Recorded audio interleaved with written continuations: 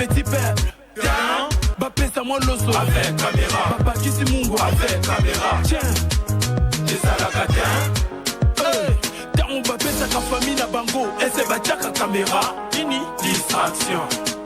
Distraction.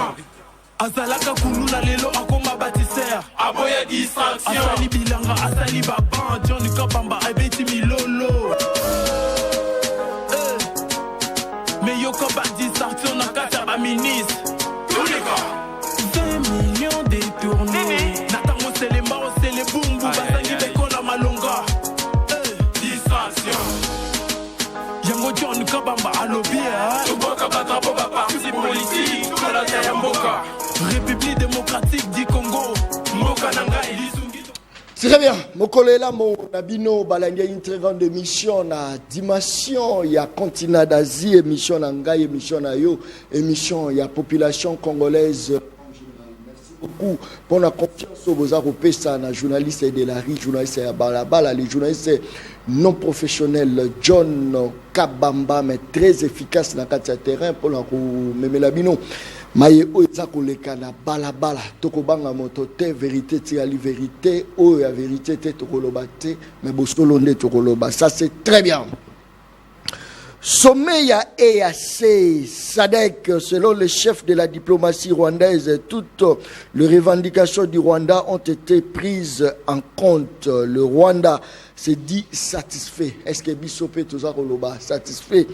Pona sommet wana ezali solo tokomeka kobeta mokolo malelo na kati ya plateau ya émission le peuple parle. Dialogue, c'est le mot sacré, c'est le maître mot qui peut nous aider à sortir de notre situation actuelle. Nous trouverons des solutions à notre crise qui dure depuis des décennies en dialoguant même avec ceux-là que nous considérons comme les ennemis d'Ixi Ambongo. Est-ce que tout ça n'a pas, il y a dialogue? Tu dialoguer, est-ce que tu dialoguer na nanga, tu dialoguer na banani?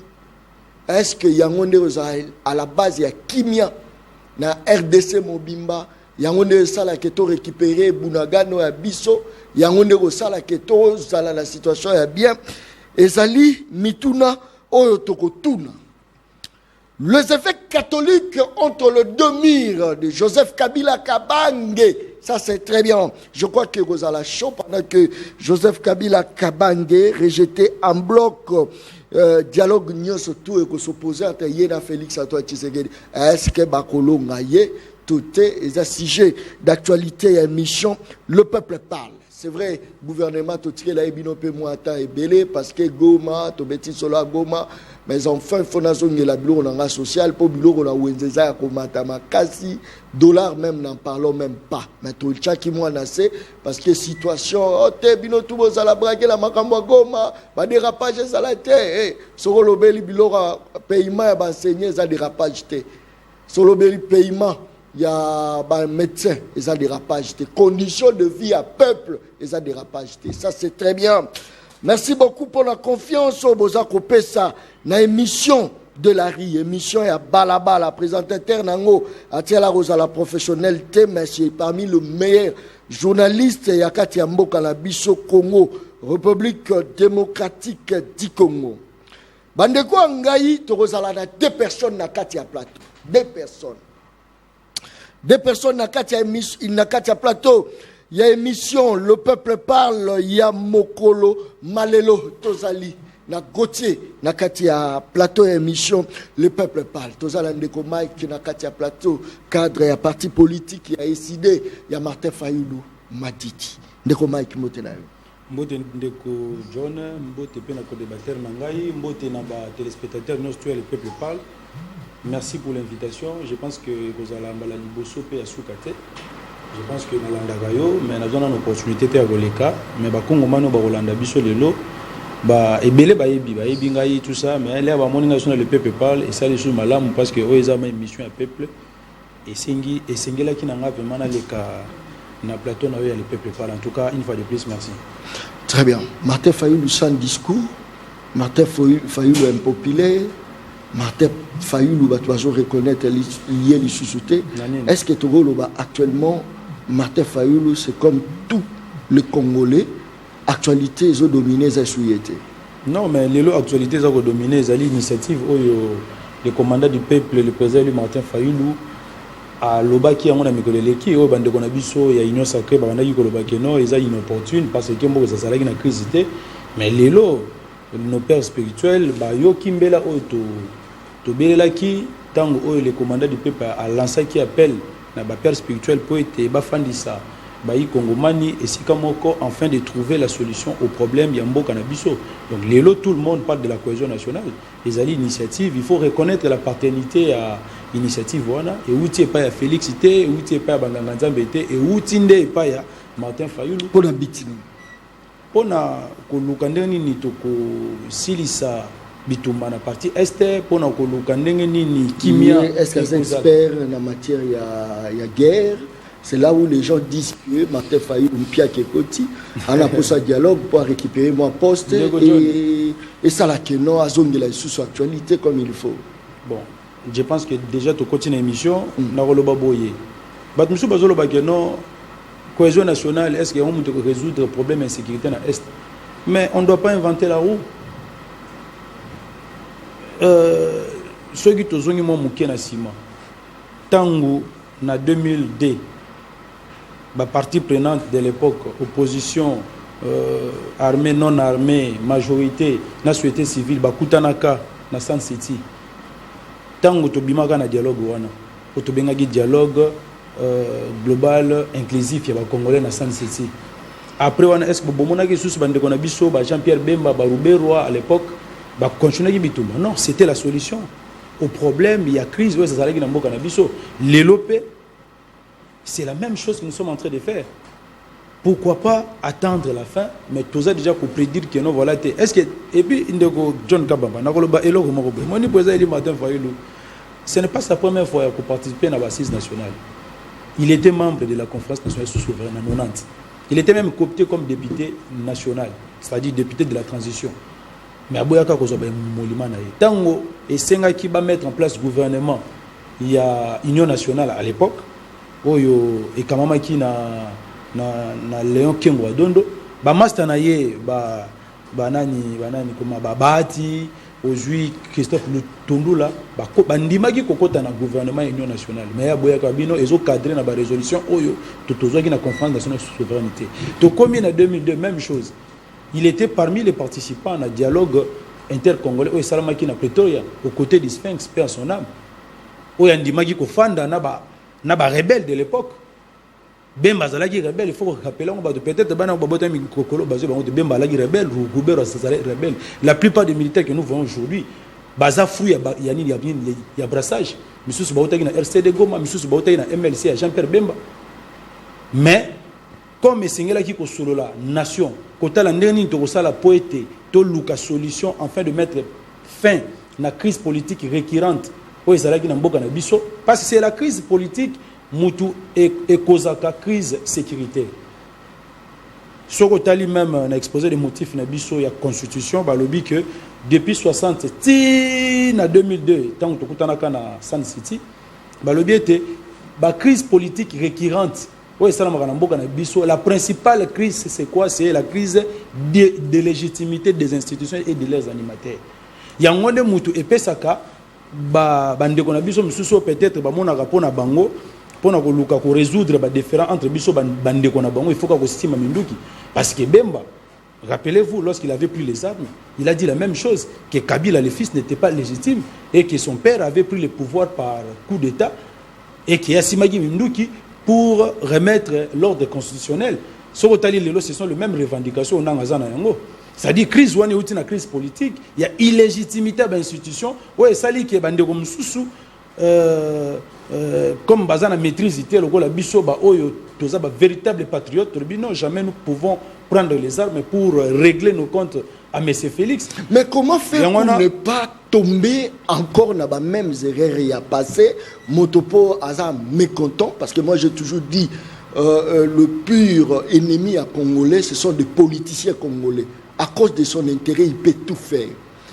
Tout ça, la Koboni, potozonga lisusu te ya moto aza mécontent ke simba minduki parce que asepelité tozala kobonga nasiza ekutu koloba te parce que napesa ko non exemple parce que le bien que non Martin Fayulu est-ce que dengue azosenga dialogue wana ya expert militaire te aboutissement nango bezala nini yango monaki nazonga ki moi na sima pona ko rafraîchir mémoire na ba Congomani ete ezali dialogue intercongolais à San City nde salaka ete kimezonga na mboka na biso nde salaka ete Bemba na Rubero batika minduki nde salaka ete tozwa constitution o tozana yango lelo donc dialogue o peto sala lelo yango nde muto ke sala ete tozwa paix moko durable non pas seulement na RDC mais na ba région de Grand Lac parce que banganga nzambe soko landi bango balobi nini keno voilà ba ko consulter ba acteurs nyonso to baza en conflit ezala o bazana Congo ezala ba oyo pe bazali na libanda ya mboka c'est dit bananga tout consort Nanga Kagame Museveni tout le monde ils l'ont dit bazako machete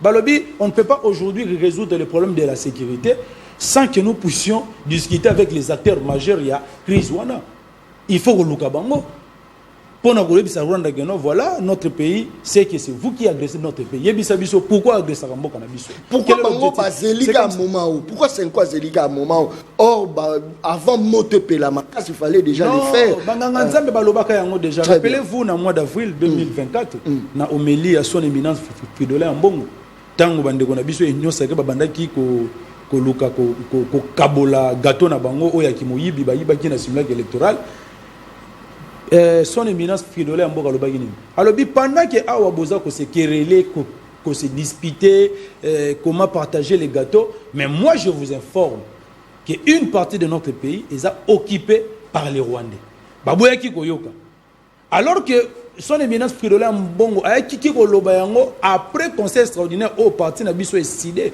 to salaka au sortir il y a simulacre électoral le président lui Martin Fayulu avait convoqué un conseil extraordinaire au Tofandaki Tomeki pour analyser situation politique, économique, sécuritaire en Boka na biso peut tozoki ba résolution.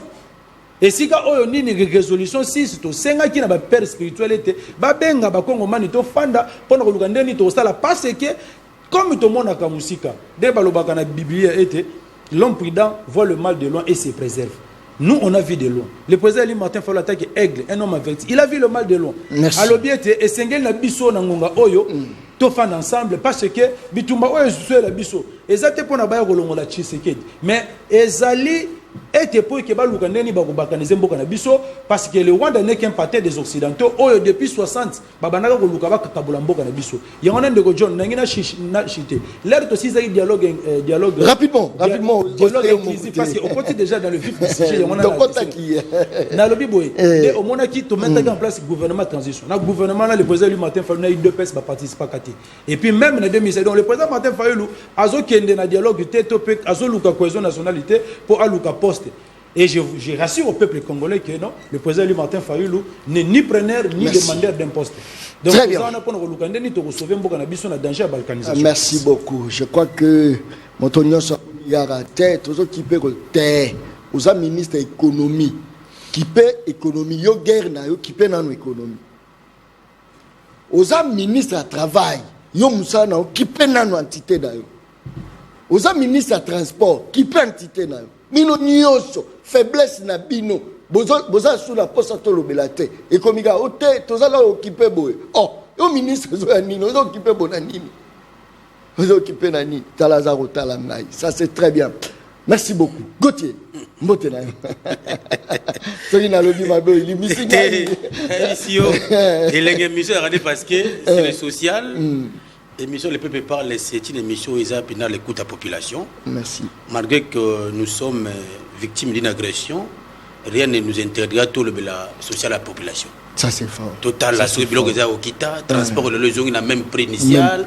Il faut tout le bilan. Très bien. Et vous avez il a agressé, les ministres ont abandonné ma poste. Total, parce que il faut ça, monsieur Lamino, conformément à la secteur. Il faut tout lier. Il faut tout lier. La vraie rébellion, c'est ça là.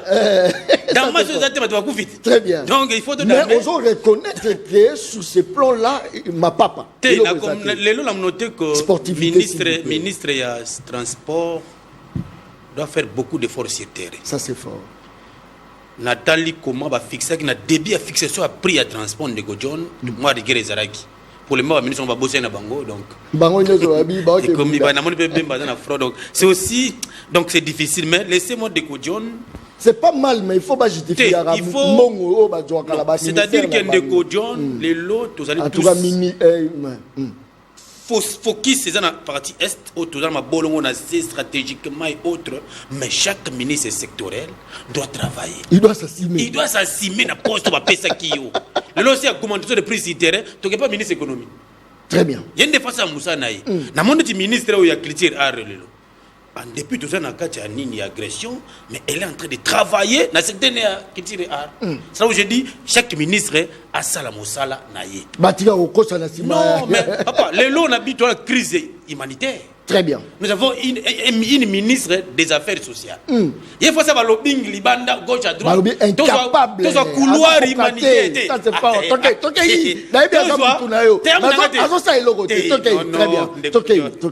Ça c'est fort. Gauthier. Oh, le peuple parle. Le peuple parle. De John. Voilà. C'est que si les loyaux, tu vas être mboka dans la bitumba. Là, mboka dans la bitumba, bande de décider, batika 2 à l'olendo. Base à la peine de ça, va comprendre comment les choses vont avancer. Ce qui est clair, c'est que les cahiers des charges décidés, il y a les lots, et comme ils ont dépassé par rapport au contexte actuel. Au tout n'est question, est-ce que Fayou l'a appelé un cahier net pour aussi la guerre n'a pas dit est. Espère la matière. Espère la matière la guerre. Donc ici, la question, il y a un parti va pouvoir. Il y a un problème avec le rabat. Il nation. Je me rends compte que Ndeko John n'a pas Mboka. Mboka est avantagé pour la République Nabis. La question c'est la patrie ou rien. Toko solo là. Toko vanda. Mais ce qu'on veut qu'il y ait, ça c'est fort. Babisou to nationalité moko. Principe inexclusif. Non, aucune ambassade. Non, aucune ambassade mais monsieur ba ba keke ba gauche droite mais biso to tele ma porte ba non niet partir ce qui était Congo qui était. Je viens vite Ndeko Nanga. Ici question à crise à légitimité totika yango.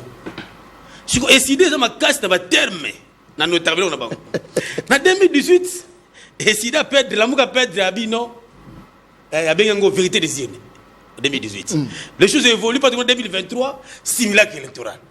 C'est-à-dire que, nous avons décidé la mouka, c'est que les moments ils ont dépassé, mais on ne se rend pas compte que le contexte actuel, tout la crise de légitimité parce que, exacté, tout ça, la question que non, les troupes rwandaises, basées dans le sol congolais d'une manière illégale. La question c'est ça. Maintenant, je ne suis pas contre le dialogue, il y a des Kunabisoya, après la catholique, parce que le dialogue est permanent dans tout État. Maintenant, format ni tout solo là. Parce que le chef de l'État, NON, a Solana, M23T. Voilà, c'est l'oyo. Non, mais c'est l'on procédure, les autres non, tu peux procéder que nous maintenant, pas identifier que na Goma, et ça troupe pour rendre des bases na Goma. Si on a M23, qui est le parrain de M23? C'est Kagame. Kagame doit s'assumer clairement que tout solo là entre deux États. Trouver la solution à la partie Est. Nanga n'est qu'autre personne qui est congolais qui peut être facilement gérée. Maintenant, les autres congolais, je vois les images parce que le Congo appartient aux Congolais. Mais il devait un homme à battre. La question majeure maintenant, je me pose. Est-ce qu'il faut que la République du Congo tire la partie Est, on a marqué, on a des sorts, en tant que Togo ou il faut que nous maintenant au front pour éradiquer définitivement le mouvement M23 Nabali Nabo. Maintenant, M23, n'a géré. Jusqu'à présent, même dans des conférences, nous sommes basali et à Sénat, SADEC, on définir bien. Et tout se passe là derrière la cuillère. On a dit pas ministre de la toutes les revendications, il y a Rwanda et Zali prises en compte. C'est-à-dire, en d'autres termes, M23, pareil à Zali, M. Kagame, n'est pas mon et ils ont tenir. Maintenant, Bisso comme un État souverain. Donc le principe de l'intangibilité des frontières, il va mis de A à Z. Qu'est-ce que nous devons faire? Maintenant, Tomoni Goma, une partie va suivre.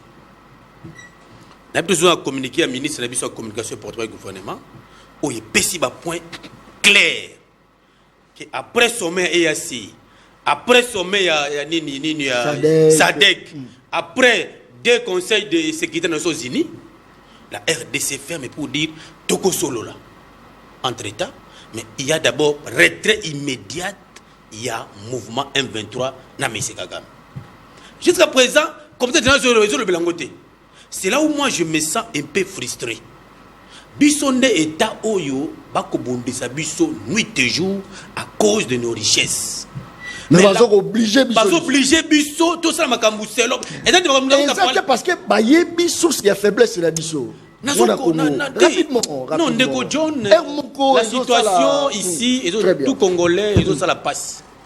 Sur le tel image de l'eau, na réseaux sociaux, na anana, na conclusion, ONG, Yuma Douane Roch Alobi, 3000 et quelques morts. Batou Bakoufi. Ça fait mal à ce que Ndeko Namoumta Koufi na fouet. Na fimbu. Fimbu Mouta Koufi na fimbu Ndeko John. Maintenant, vous nous poussez tout que nous sommes. Juste là par le Congo. Le Congo appartient aux Congolais. Mais si vous nous poussez tout solo là. Est-ce que Moutama Kila Kolo Biso Boy a c'est là où je dis, à un moment, il faut maintenant les esprits nous jeter les marambok. Au moment où le va pasteur va sala prière va sala. Ba bisimbi pe ba la muka. Pour que la guerre commence. Mais est-ce que Babylon Bozolo Baba Kisimbi? Non, mais d'accord. Pasteur Moa Lobi, oh Nini Moune Beta, Bakoya, Babylon Moa Belé. Toutes les stratégies sont bonnes. Est-ce que Ezakola qui sa faiblesse?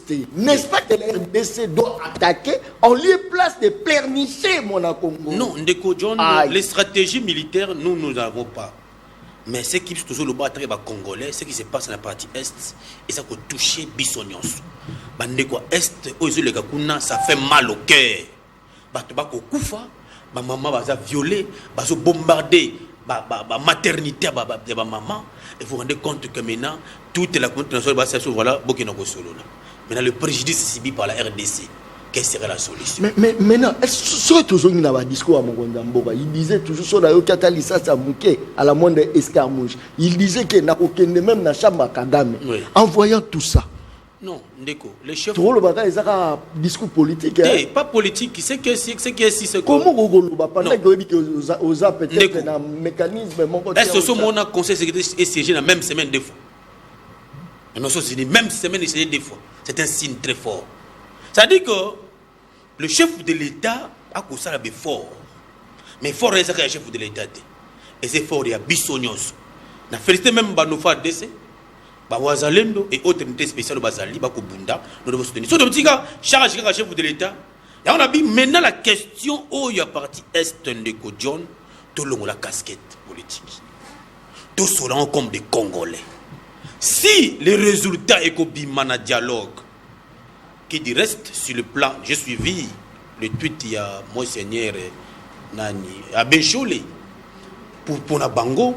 La philosophie simple, c'est qu'il faut pas raconter toutes les parties prenantes pour pas trouver solution. Maintenant, ma question, le sort maintenant, si tu as beaucoup de travail, bon voyage, bon bateau, bon kabila, bon lukiye, bon zongi, en tant que bateau, non.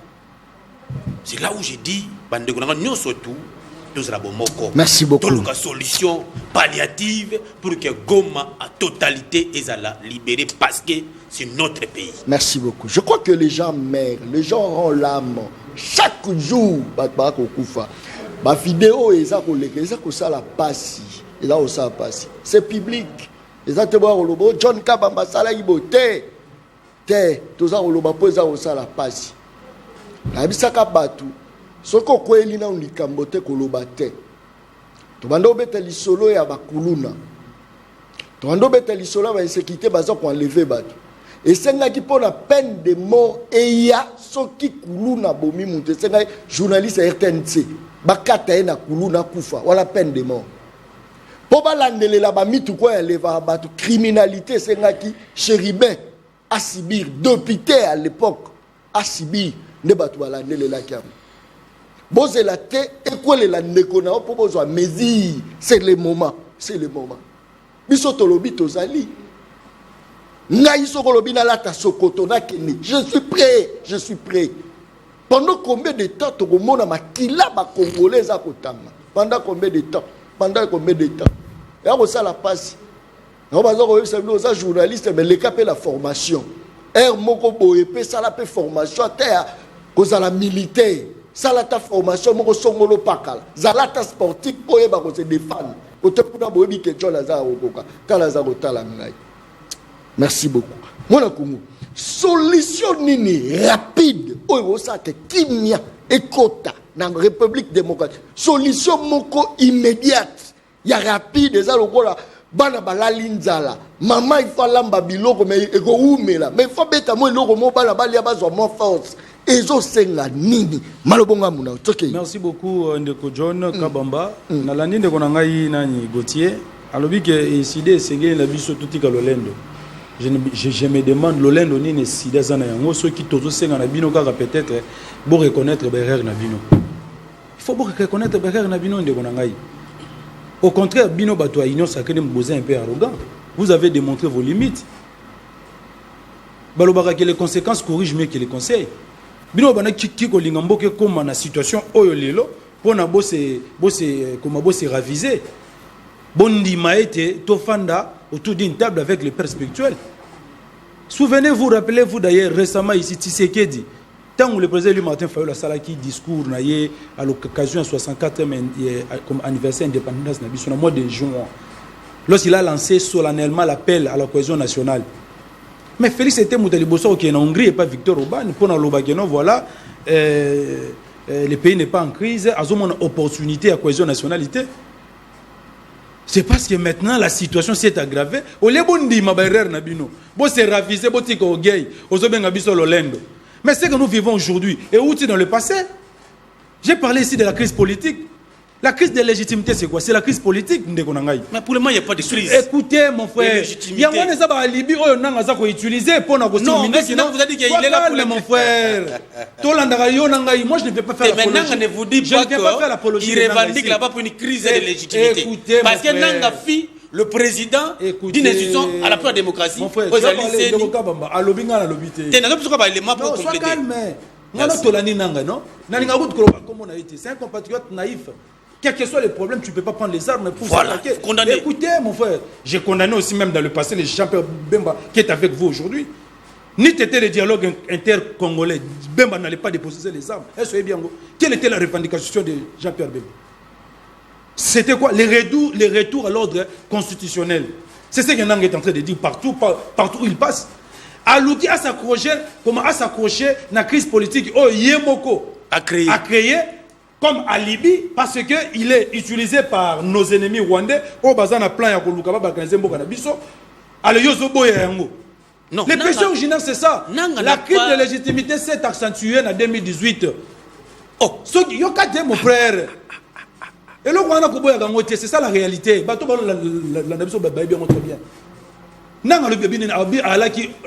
Première loge.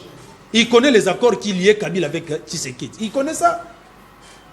Et lui-même a dit que non, voilà le monstre que moi j'ai fabriqué. Il a reconnu ses erreurs. Lorsqu'on disait ici. Est-ce que il était c'est ça aussi le problème. A profiter de la crise politique oyo Yemoko a fabriqué yango comme aza utilisé par les ennemis na biso ba Rwandais au bazo linga coûte que coûte ba balkaniser mboka na biso parce que aujourd'hui Nanga est au service des Rwandais. Nous tous nous le savons très bien. Et certains de nos compatriotes au bazo rejoindre ce sont des compatriotes naïfs qui pensent que non voilà pour en finir avec Félix, il faut prendre les armes contre son pays et nous sommes contre ça. Yango moni biso tolobi non. Ce tolobi total ga mabe o bino bosala ka biso ou be o bosala Martin Fayulu. On ne pouvait pas accepter aujourd'hui qu'on fasse un abatoloko là-bas Félix, Bakabouya, table moko. C'est pour l'intérêt supérieur Yamboka Ndeko John. Bango bazo banote sous quel format on fait un abatouana na dialogue. Papa, hier les Sphinx de Rez Mémoire, je vous rappelle, a accepté de se mettre autour d'une table avec le belligérant. Vous connaissez combien de nos frères, de nos compatriotes au Bakoufa, na période où Bemba alagi na rébellion, na période où Roubero alagi na rébellion? Plus de 6 millions de morts. On les connaît très bien. Les rapports mapping est là, c'est clair. Il y a un moment où on a besoin d'exhumation rapport Wana. Nous devons décourager cette pratique. Que non, pour régler tes problèmes, pour nous causer un pouvoir, il faut si Maminduki, Bandegonoba Koufa, pour Yarozonga. Nous devons décourager nos compatriotes. Il y a un autre lobby. Si hier, on a accepté de dialoguer avec le belligérant, qui occupait non pas seulement des territoires des villages, mais des provinces entières. Même occuper toute la province de quoi? De l'Équateur. Il partit à Yanin, Yaganto, Roubert, non, Kivu, Kivu.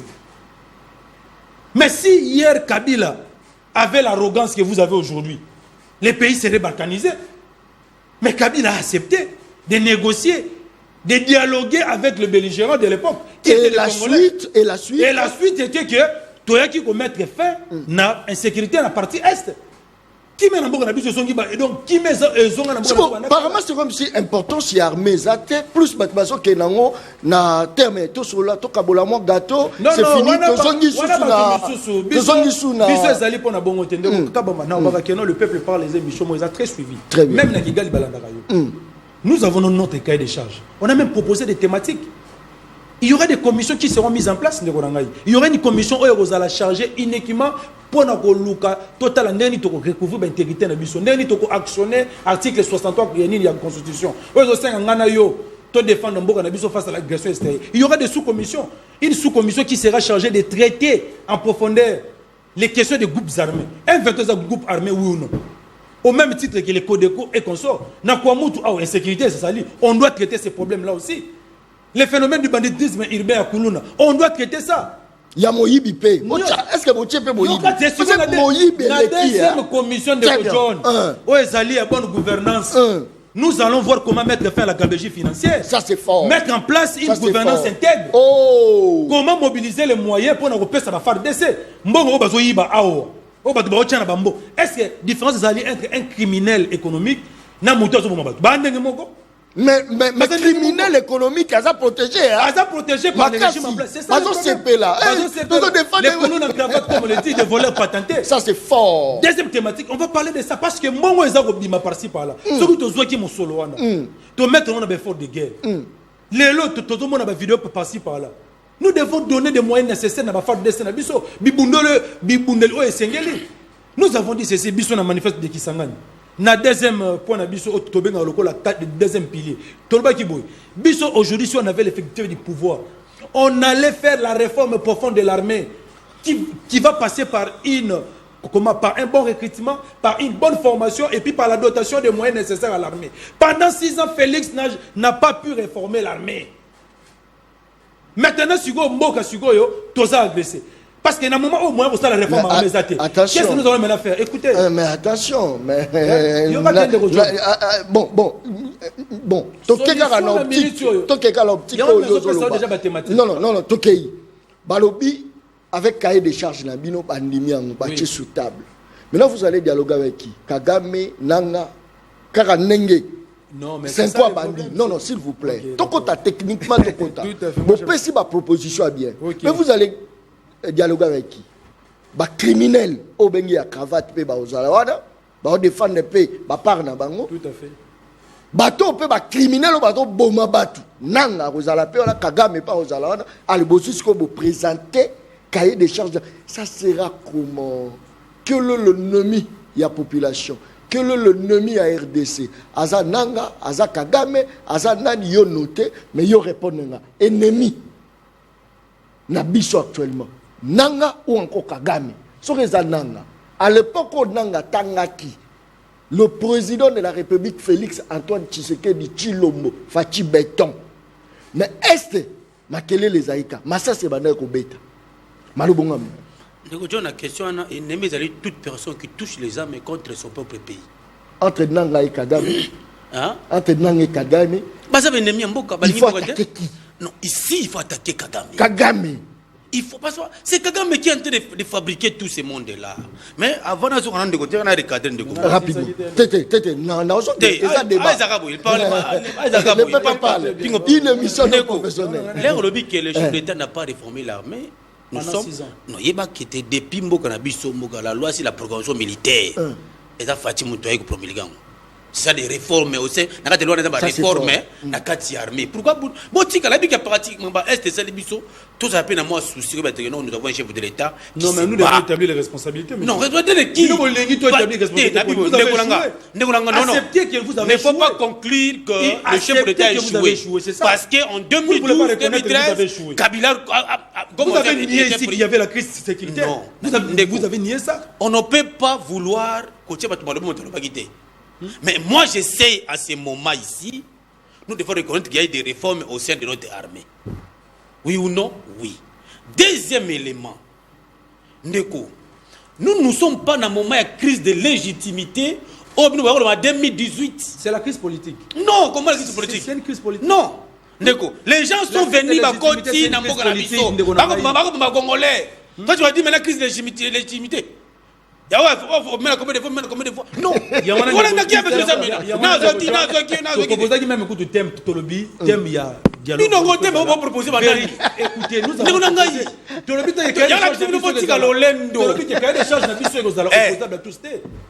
n'est-ce pas? Non, mais faites votre proposition. Qui va piloter d'abord les dialogues là? Vous dites qui va piloter les dialogues? Nos pères spirituels. Non, attention, nous devons pas dans ces pays. Non, c'est là où vous confondez. Attendez les formats. C'est le dialogue national. Non. Il faut qu'il y ait la médiation neutre. Comme dans Seine City. Félix d'abord lui-même c'est un problème. Non! Que nous allons chercher à résoudre. Le président Félix c'est le président de la République. C'est un problème. C'est ton président. Il y a un problème contre Fayoulou. Comment? On doit résoudre ça. Contre Fayoulou comment? Oui. C'est là où on va faire un passe. Sois calme mon frère. Le même non. Na 2023 vous avez combien de pourcents? Selon Yendego John, Tokofanda, nous Fayoulou Yewana, Kabila Ye, tout ça Tofandi Liboso Félix. Vous avez président Kota? Donc c'est lui qui va présider le dialogue. Non, il va donner les orientations. Non, papa. C'est que tu vois maintenant. C'est que on n'a jamais assisté à une assise nationale pareille. Depuis 60 ans, le taux n'a jamais assisté. Même la conférence nationale souveraine. Je voudrais en tout cas mon frère préciser. Reconnaissez que non, voilà. Les camps, non, j'ai dit ceci. Les camps, il y a président de la politique naïe, il est représentant. Il est là. Tu ne verras jamais le chef de l'État comme il participe dans un format. Il est partie prenante. Il représente l'Union sacrée, n'est-ce pas? Non, attendez. Il est haute autorité de référence. Il représente l'Union sacrée. S'il vous plaît, l'Union sacrée a ses dirigeants. Oh là là. Pour appeler le chef de l'État, des avec vous pour quel objectif? Qui? Non, on a boyé. On voit comme composante l'Union sacrée. L'Union sacrée a ses représentants. Le chef de l'État, c'est une autorité de référence. Mais il va faire quoi là-bas? C'est lui qui représente l'Union sacrée. On l'a consulté. On l'a compris bien. Quand il y a des gens qui ont les pères spirituels, parce que déjà ils ont consulté votre autorité de référence. C'est lui qui va donner des orientations à la famille politique. Il y a un cahier de charge, l'Union sacrée. Mais non, c'est ça, c'est là où il ne veut pas comprendre. Non, attendez. Président catholique, à Kenya Komona, Fayou. Oui. Bamani non va Félix. Oui. Bamani non, présidence de la République. S'il vous plaît, le chef de l'État Félix, conformément à l'article 69 de la Constitution, il est garant de bon fonctionnement des institutions. Rien ne peut se faire dans ces pays sans que la voix du chef de l'État et c'est comme un forum marqué. Maintenant, il y aura un tour où l'Union sacrée sera consolidée. Mais c'est à la fin. Papa, s'il vous plaît. S'il vous plaît. Neko John, pardon. Neko John, s'il vous plaît. Ça, c'est la confusion. Non, s'il vous plaît. Mon côté, Bakemona Bemba n'a parté. Kabouya n'a parté. Est-ce pas Basile ici? C'est fini. Pour vous, c'est fini. Nabi, pour vous, c'est fini. C'est-à-dire que c'est un processus.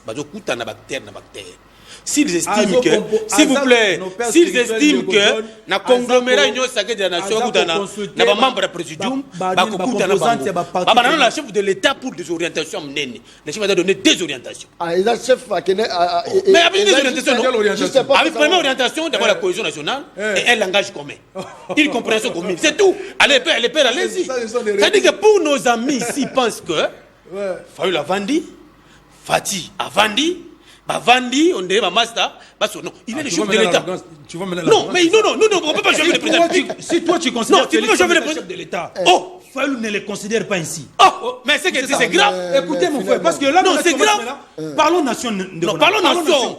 Le pays garant de la débat, vous avez avec ces considérations-là, il n'y aura jamais de cohésion nationale. Mais c'est grave. Je vous ai dit ici. Écoutez mon frère, je vous ai dit ici que Félix fait partie des acteurs où il y a un problème, il faut tout régler. Comme quoi problème? Il y a une crise. De quoi? Crise politique, une crise sécuritaire. Nous avons la crise sécuritaire à la partie est. Sois calme. Nous avons les institutions de fait. En 2016, c'est Kabila qui avait convoqué le dialogue de la Saint-Sylvestre. Oui. Mais les résolutions que nous avons prises étaient opposables à tous. Mais oui ou non? Oui. C'est ça. C'est pour vous dire que Kabila ne va pas répondre. Est-ce que Kabila répondu là-bas à Saint-Sylvestre de fait? C'est tout à fait normal. Il va prendre de manière protocolaire ordonnance naïe à convoquer Bassis. Oh, il y a qu'au président. Voilà. Oh, il y a qu'au peut sa orientation. Là, c'est un rêve. Ce sont des places spirituelles. Non, s'il vous plaît. Peut-être aussi en confusion parce que la bonne abino, la bonne abino, vous avez la bonne abino, bien. Le chef de l'État prendra une ordonnance. Il y a orientation, il y a pour que Bassis en Sanini et Salem. Les cas par tête de la justice. De manière protocolaire. Non, de trouver la justice. Comme c'est fait les alliés Bayaki, jamais tu vas voir le chef de l'État en personne. Voilà pourquoi je vais finir. Merci beaucoup. Ndeko, vous devez avoir Parlons peur. Non, vous devez on ne fera pas le débat. Je vous appelle dans un principe de la sacralité de la président de la République. Il est sacré, le président de la République. Il faut dire que Martin d'abord. Il ne reconnaît pas comme ainsi. Comment ça vous appelle Martin pour ça? Même moi je ne le reconnais pas. Même moi je ne le reconnais pas. Ça c'est un simulacre électoral, monsieur. Ne revenons pas sur ça. Le président Martin Fayulu a dit ceci. Mettons nos égos de côté. Merci. Privilégions l'intérêt supérieur de la nation. Merci. C'est la personnel.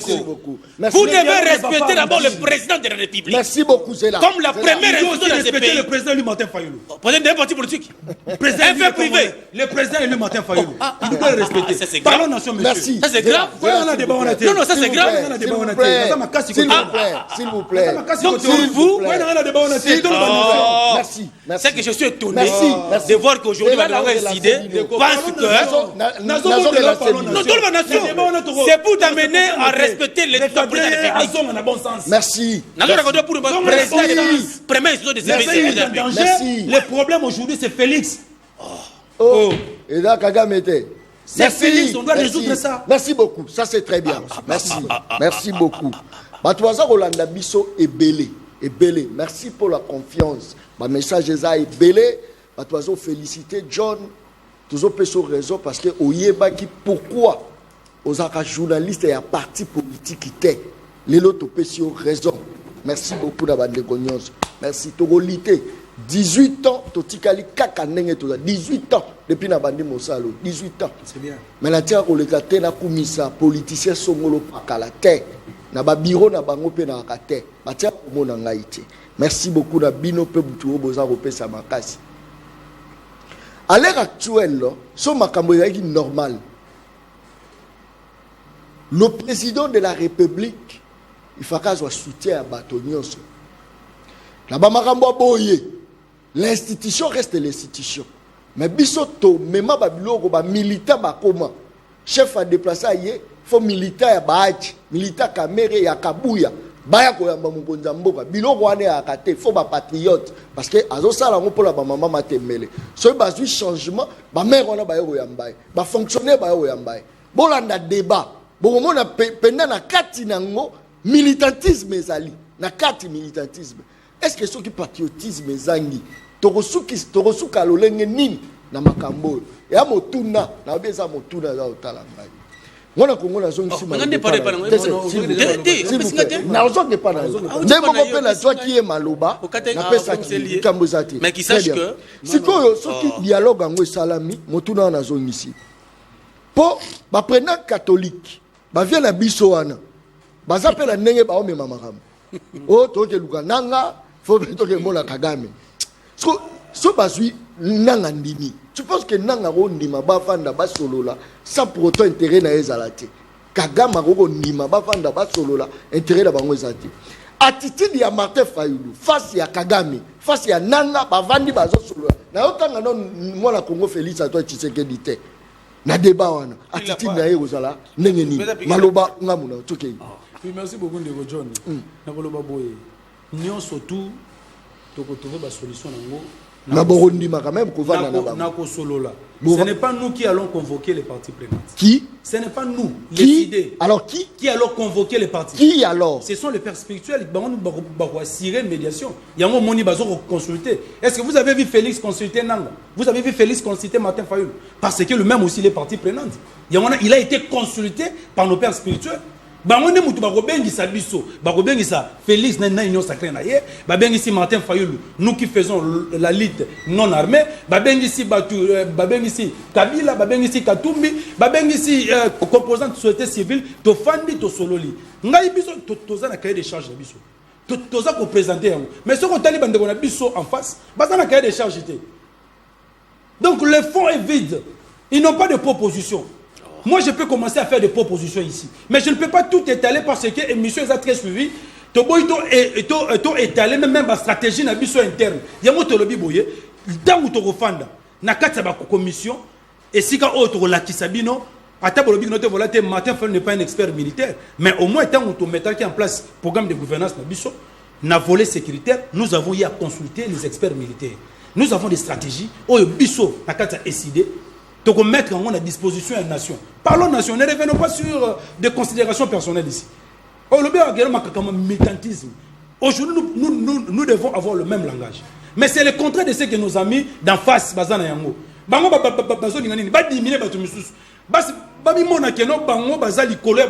Ils sont au-dessus de la mêlée. Oh, ce n'est pas ça.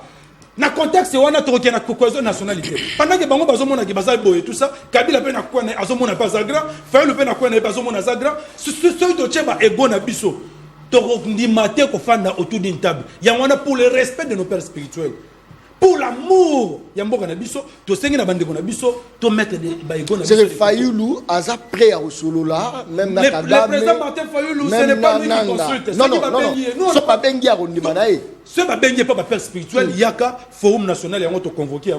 Na Kagame. Est-ce qu'il y a des bateaux à Koutakuna?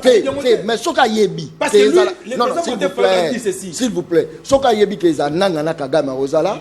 S'il vous plaît. D'abord, aux autres qui ont non, au Ebisinga qui ont été, il y a des moutons convoqués. Il y était. Il y a des parties prenantes. Bah, on invite Bisso. On répond. C'est ça. Deuxième question. Ce qu'il y a yebi que nangana Kagame. Non, Kagame Rosana. Non, Kagame Rosana. S'il vous plaît. Mais il y a d'autres gens qui insistent.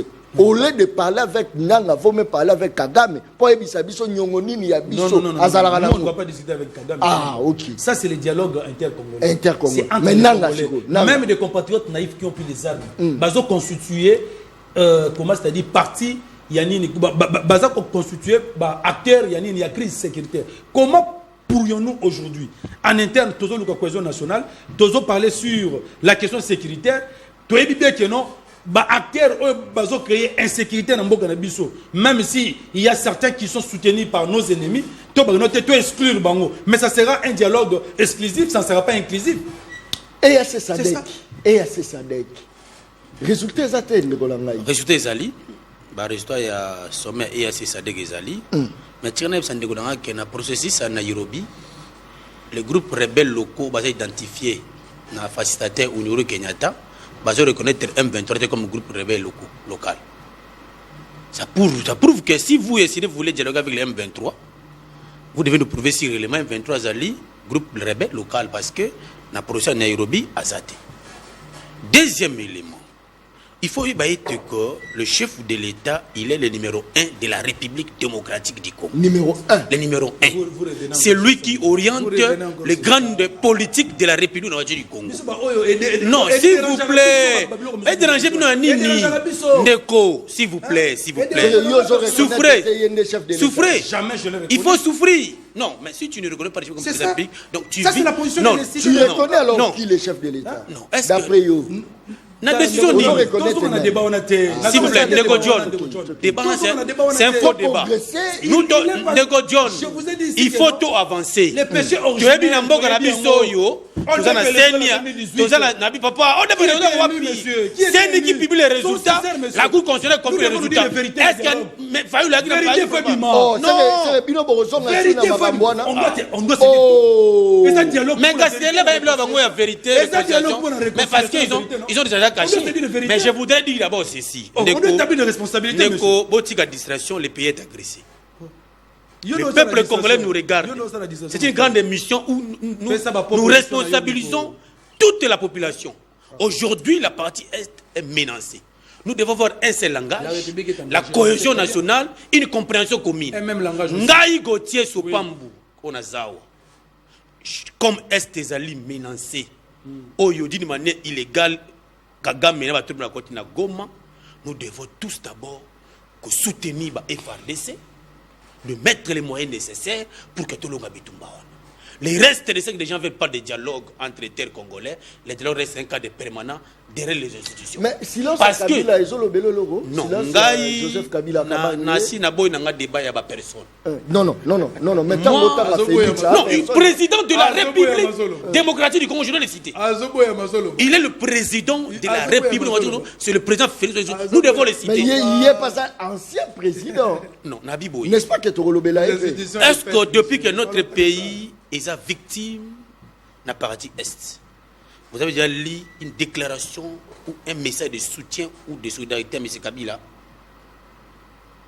Jusqu'à Plateau Zelango, mais il est ancien président de la République. Aujourd'hui, il va la partie Est. Ancien président de la République, Kabila. Aujourd'hui, il va mais nous devons avoir des messages de solidarité, de l'unité. Il y a bon moment pour que tout le monde la partie Est. Les amis qui amènent des agendas cachés. Pour le dialogue Songolo Pakala, vous savez que le dialogue est un cadre permanent. Mais pour l'instant, la crise elle est sécuritaire. Le chef de l'État avait dit clairement qu'il va parler qu'avec Kagame. Parce que le preuve réel atteste réellement. Tous les sommets au Bassalio partout, que les troupes rwandaises, sont partis à Goma. Maintenant, nous comme État souverain, donc, le principe et intangibilité des frontières a violé de gauche à droite. Nous devons être ensemble comme les Congolais. Donc, dénoncer pour que la communauté nationale soit à disposition utile pour que Kagame soit sanctionné. Bobo, il y a quand même dialogue. Non, mais le dialogue reste un cas de permanent d'échange. Mais ce qui est balobi, qui est dialogue avec Nanga, avec Kagame. C'est ça la question. Il y a un lobby boy. Bozapré. Ndeko, dans le dialogue reste un cas de permanent. Mais en tant que scientifique, avec quel format, quel thème de référence? Parce que pour les CID, estiment que crise de légitimité. Alors que nous pensons que c'est une crise sécuritaire où il faut se résoudre par diplomatie ou l'armée. C'est ce que moi je suis en train de réfléchir. La solution ici majeure, nous devons soit la diplomatie, booster la diplomatie pour qu'il y ait des sanctions fermes, en fait que Nani Abima, soit militairement, tout bundasi terrain pour que parti à Est la récupérer. La thématique, nous allons aboutir maintenant, nous allons aboutir à quoi après la thématique? Thématique il y aura des parce qu'il vous dit il y aura des vérités qui vont se dire. Donc nous les Congolais, la vérité 2018. Il y aura des résolutions qui vont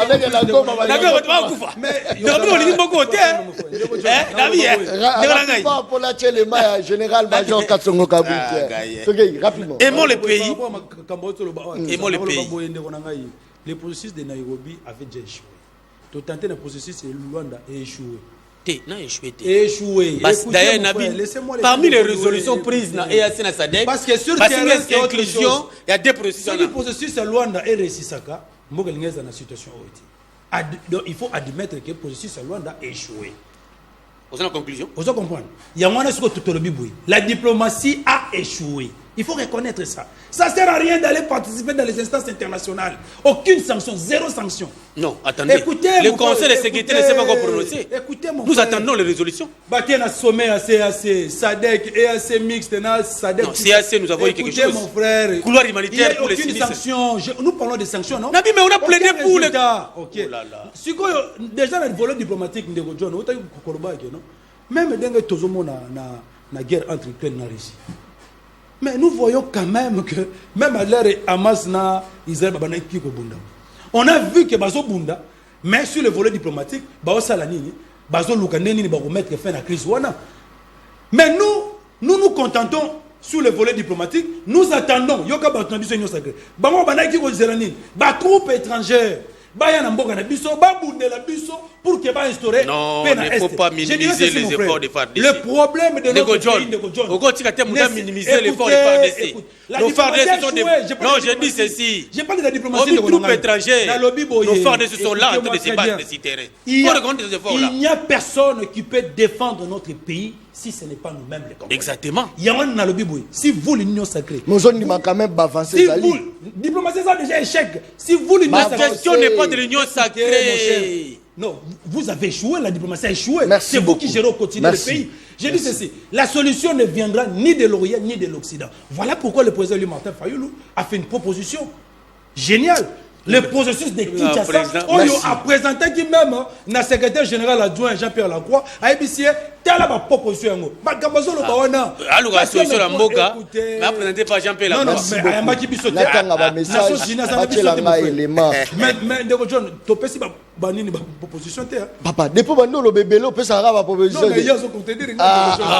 Troisième thématique dans le bébé. Merci. Votre cas déjà sera toiletté. Sachez que votre cas déjà sera toiletté. On doit libérer tous les prisonniers politiques. On est pas préalable. Au bus, essayer de te D'accord. Ernest Limogo, Papa John, Tuna ministre, Pona Nini Bakipaka, Malukute, Natunelio Motuna, Pona Nini Bakipaka, Malukute, Maluku. Papa Batika Lokuta, Biloko Ekitite, parce que, oh là là, le vice préservatif, Ezala qui mi balé 2000 francs, Ezaka Kabongo. Non, mais c'était bien. Congolais mystique. Salut les peuples parlent. Yebisa, Bangomi Balé. Voilà, je crois que Tipo a mystique. Penda mystique. Voilà, Saline de John Kabamba, les peuples parlent. Franchement, je suis trop déçu de ce que les messieurs de l'Union Sacrée dit. C'est du théâtre, vraiment. Saline de John Kabamba, félicitations pour ton émission. Merci. Ndeko John Kabamba, Yebisa Bango, Baza, politicien, toujours mon intérêt à peuple T, na makambo ya Bango ya dialogue. C'est-à-dire, intérêt à peuple ya dialogue. Non, il y a un truc à intérêt à peuple ya dialogue. Qu'est-ce qui met quota Bango, Baza, tout sur la maintenant, les amis qui meurent à la partie, quelle serait la solution? Voilà pourquoi nous voulons d'abord. La deux thématiques, crise sécuritaire ici là, tout ça on solante. Ndeko John Kabamba coup de chapeau na yo, soutien total na FARDC na biso et surtout na chef de l'État. Vous êtes d'accord, non? D'accord de quoi? Soutien na chef de l'État et les chefs de l'État. Nous soutenons nos FARDC. Et les chefs de Nous soutenons nos FARDC. Ndeko John Kabamba, félicitations, une très belle émission. Chapeau bas. Chapeau bas. Merci. Merci. John Kabamba toza Rolanda yo papa zongela kolobela social ya peuple biloko la wenzeza ya komata. Mais guerre pesa social non? N'est-ce pas? Non, j'ai demandé que le ministre de l'économie aux inspecteurs économiques na terrain. Ce que biloko boti ba primo ki mati. Tinda ba inspecteur. Et comme si yo parti est. La solution est parti est. Ah, c'est que bateau bazo futa maté bazala kimi. Eh papa. Bateau balia ils ont plus prioritaire. Oh. Non, là vraiment il faut faire la part des choses. C'est que yozo un pays nous sommes affectés. À tête aux à Kinshasa, mais nous avons nos frères là-bas à l'est. Oui. On va souffrir. Mais les ministres sectoriels doivent abandonner les secteurs. Je ne suis pas en train de défendre les ministres. Dans le Biboye, ceux qui ont un Kimiate, au Rolia bien. C'est-à-dire le gouvernement doit faire une pierre deux coups. Toujours résoudre le problème à partie est. Les ministres doivent faire aussi des efforts. Sur 100% budget. Voilà. Ceux qui comment 10%, 20% dans le social, 80% voilà, c'est ça, le plus bien. Il y a un moment où même basta la réduction des terres de vie. Non, pas vous. Parlement fait quoi? Parlement ne fait quoi? Parlement fait le chômage, bino. Député. Mais vous avez la qualité de diabolique. Dans le moment où on est dans la guerre, quel est l'apport des députés? Quel est l'apport des députés? Nous avons demandé mobiliser pour les efforts de guerre. La minute sur les députés, la meilleure façon, il y a qu'on soutenir et défendre Mboka. Oui, il faut pas réduire va t'enrôler dans l'armée, c'est ça. On a vu l'exemple. Il y a ministre. Et ça l'appelle à âge, non? Non, plus de 70% de jeunes. Il y a parlement à Bisso, Baza jeunes. Baza à âge, il y a se faire enrôler dans la FARDC. La plupart des Baza. C'est bas qui et puis, tu qui peut être député de mon côté. a renoncé na ba émolument na ye pour soutenir ba effort de guerre. Attends moi ça. Mais pour la ninité, Azate. pour la ninité, pour la comme DG, ba nin ba ça sensibilisation mais pour l'armée. Aucun ministre, aucun ministre. Nego John, moni pour le moment a renoncé na salaire. Pour le moment, on soutenir ba moni pour le moment. Ba chaîne net le peuple par les boyés, il fait ça là. Et comme la chaîne, ils ont une émission menée boyé et ça là-bas. Parti nango oyo ko soutenir effort de zo sala mais to sengera toujours na gouvernement les lots ndeko tout ça il faut on a parti s'il vous plaît l'armée nous allons partir oui, nous allons nous enrôler et j'appelle la jeunesse à rejoindre ça mais rien ne peut empêcher que biloko olé qui taper ego kita pour mais OK tout ça congolais tu es bilo so pose la wana 80% ya budget na biso photo tchè on avait na before armée donc va réduire sensiblement en train de vider l'institution même au niveau présidence. Bah conseiller monsieur Sona, conseil des ministres, les chefs d'État a instruit. Même la taille du gouvernement. Mais oui. Attends, 25 ou 20 ministres. Yo ça va redit. Ici ma la conseil des ministres. Merci beaucoup. Toi il très bien baissé. Merci beaucoup. Tu très bien. Merci beaucoup. Tous à la patriote, tous soutenir armée na biso, mais to bossa na pété.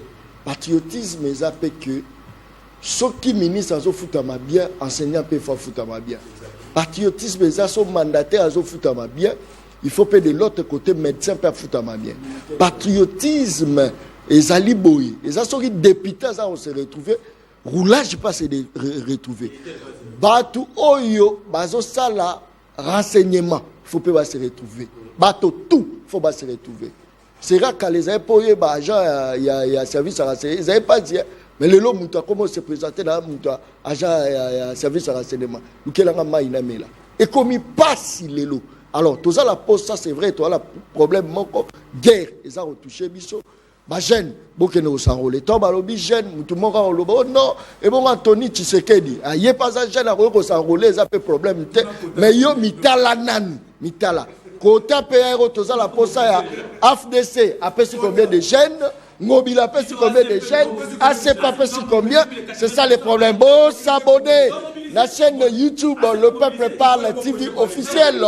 Tokutani Mokolo et Sakoya, ma propose pour engager. Merci et bye. Merci. Peuple, Daron Bako, tu parles ma au commis petit peuple. Bah, pèse à moi l'osso avec caméra. Papa qui c'est mon avec caméra.